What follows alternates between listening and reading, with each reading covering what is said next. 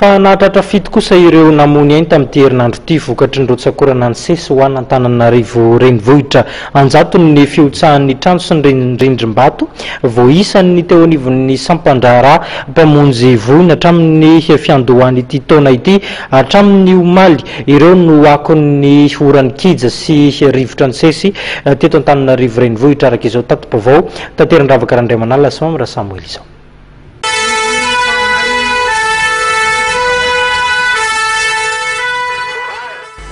Taona Folimonja taoriny narasan'antso tamin'ny alalan'ny larana 20 amin'ny fisian'ny loza ilana famonjena maika ity entina aminao ity azakazaka avy hatrany ny ekipa ny sampana mpamonjy vohina eto.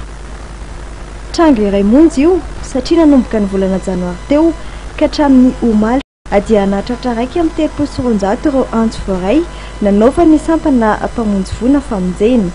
Nahatratra anjato ny fiotsahan'ny trano sy rarivato teto Antananarivo nandriro fepotona io araka ny antotanisana avoaka nyity sampana mpamonjy vohina ity.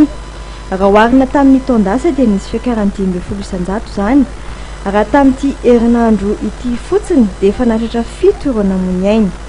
Ny asa mpamonjena nandehanan'ny pompier faraparany teo zao tamin'le orambe roa andro farany iny dia nisy olona anaky 7 teo no namony ainy tamin'ny ray alina iny. Izany hoe ny anankiroa tamin'ny lahady alina zany. Ny anankiroa naseran'ny lakana ny tengenany dia misy anankiray naseran'ny anjera-tanana tatatra tery Afalarivo ambany ditery. Dia avy any ambony iny izy ny grisa dia tonga tary ambany tary ny fitadiavana anazy efa vatana mangatsiaka. Dia ny ambony zany ny anankefatra ny anjeran'ny tany sy ny hazo teo akaikiny teo sy ny trano teo akaikiny teo. Maro ny antony mahatonga ny fiotsahan'ny trano sy ny rindrim-bato.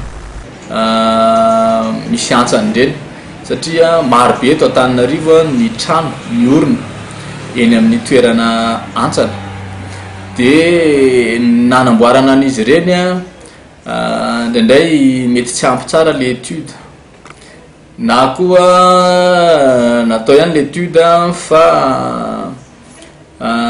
misy efa tokony fantatra zany rehefa manorina amin'ireny trano ireny hoe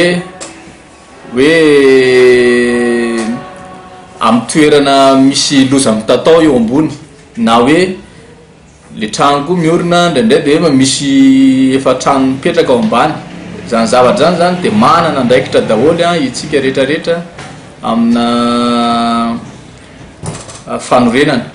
Eo mangony fotsiny moa zany ny akabeazan'ny trano izay niorina tsy nazona lalana. Dia reny trano reny zany rehefa ela ny ela io zany da hoe ny anjera ny trano anankiray androany tsy hoe voamaliko ry nanomboka mitritra fa mety efa nisy tamin'ny heritaona andro fahavaratra efa mety nelany le tany mipetrahany dia efa tokony ndreparena na hoe efa tokony nisy zavatra nataon'le tompony. Dia rehefa tamin'ity izy ny mafy le orana sy ndraindray dia tonga dia lasa.